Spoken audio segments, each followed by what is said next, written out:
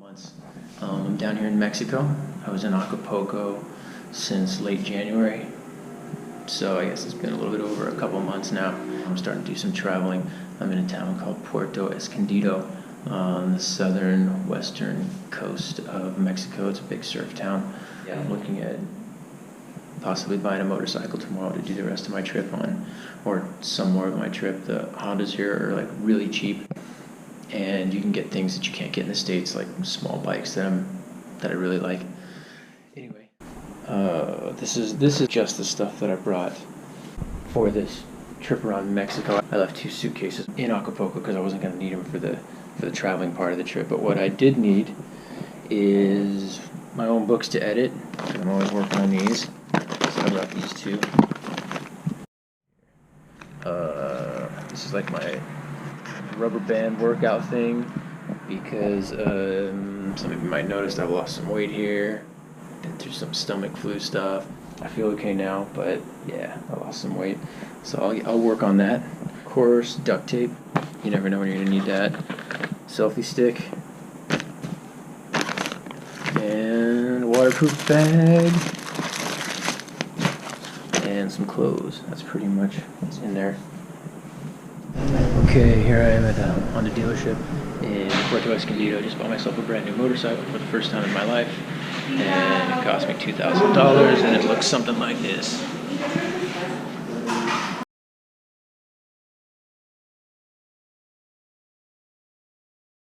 So it looks fancy, but it's incredibly slow. But it should get me to where I need to go the way I need to do it with really, really good fuel economy. So yeah, didn't get to negotiate on the price. Paid exactly what they wanted for a brand new bike. A bunch of things I've never done before. So now I'm just working out the details, like getting a rack for the back, getting a helmet. So I'm gonna get one of these. These are about $60, but they're DOT approved, so good enough for me. You know, stressed out about whether or not I should buy a bike, and decided to go for it. And it doesn't hurt at all. All right, about to take the new motorcycle out for its maiden voyage.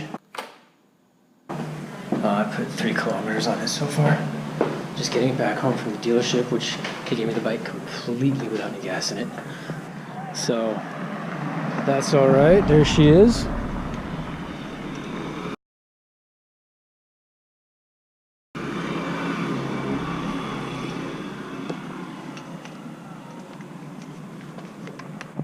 Nice. Called a, oh, thanks. Little CB160, 15 horsepower. They say it's got a top speed of like 95, but I know that's not true. It'll probably do 75, but that would be maxed out. I would say it should be comfortable at 65, but I can't ride it that fast for 1,000 kilometers until the motor breaks in. So I'm stuck going about 45 miles an hour for the first 1,000 kilometers. So I want to put those on as fast as I can so I can actually travel on roads where you have to go fast. So, and let the journey begin. I'm going to try to do as much of Mexico as I can on this little bike. Maybe South America, Central America, maybe ride it up to California. It's not quite legal for highway use in the U.S., but if I change some badges, it can be fast enough that the cops won't know the difference, especially since this bike isn't sold in the U.S. If anything that looks like this is a much faster bike. Alrighty.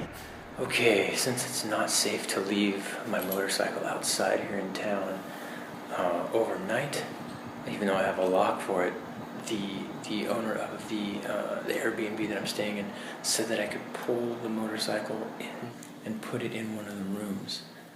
So I'm going to come through that door and try to end up in this room, parked over here next to this big guy. Next to this big guy. Look at that guy. So let's go downstairs and see if we can pull that off while everybody's sleeping.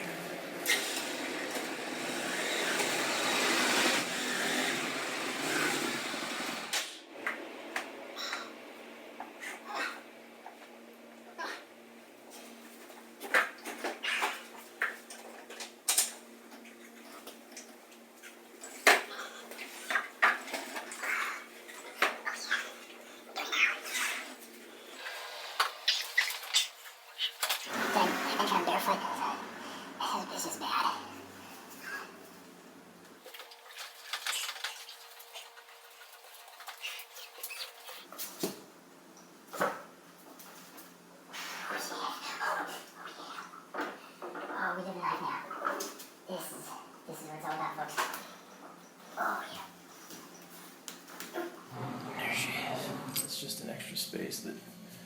bathroom for motorcycle parking.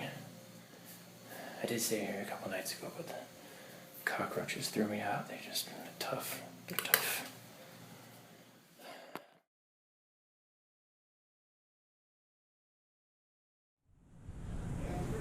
Alright, I'm pretty much packed up, ready to hit the road. Everything I've got is gonna fit in this bag right here and this backpack. It's kind of a weird way to prepare for a cross-country motorcycle trip, because I showed up without a motorcycle, without any gear. Everything I brought was 2 suitcases full of stuff for moving to Mexico, staying in a stationary place.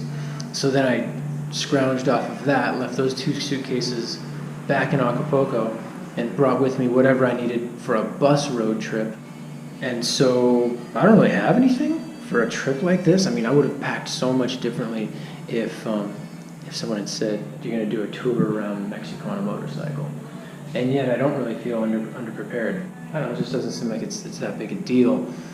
Kind of having a running start at this, instead of like starting from like a stationary spot and trying to organize the whole thing, coming into Mexico and then shedding some stuff and then traveling a little further by bus and then, picking up a motorcycle. It just kind of feels like a natural progression. I'm kind of just throwing it together with what I've got. Instead of taking a bus places, I'm going to take a motorcycle places. Okay, what I'm doing right now is I'm taking brand new stuff and trying to make it look like it's not new. I bought a brand new bike in Mexico. That kind of stands out now. Step 1, visibility duct tape. I think this is it's already a good idea. And so if you take a brand new helmet, throw some visibility duct tape on it, it looks like a homemade thing that people would do who don't have the money to buy high visibility gear. I'll probably do some stuff like that to my bike too, dirty it up a bit. I'll start there and see what other kind of makeshift stuff I come up with. Alright, it's the next morning. Bike's still here. That's good. So I have to film this just in case I destroy my bike trying to get it out of a house. That would be a part of the story you'd want to know.